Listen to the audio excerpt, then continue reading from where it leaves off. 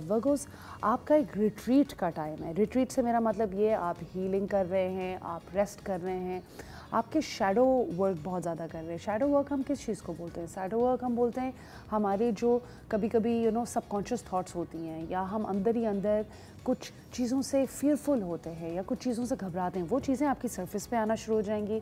पुरानी मेमोरीज़, शायद कुछ ख्वाब ऐसे आएँ, मगर ये घबराने वाली चीज़ नहीं है। देखें, हमारी बॉडी से जब ये चीज़ें बाहर निकलती हैं या सरफेस पे आती हैं, उसका मतलब ये है, listen, we need to work on this.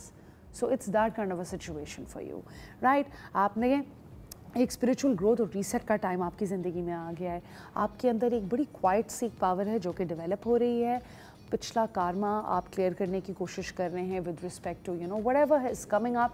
Virgo, it can be a little bit of a challenging time, but other than that अगर आप रेस्ट करेंगे तो आप नोटिस करेंगे कि this will be a new phase of fresh energy for you in life,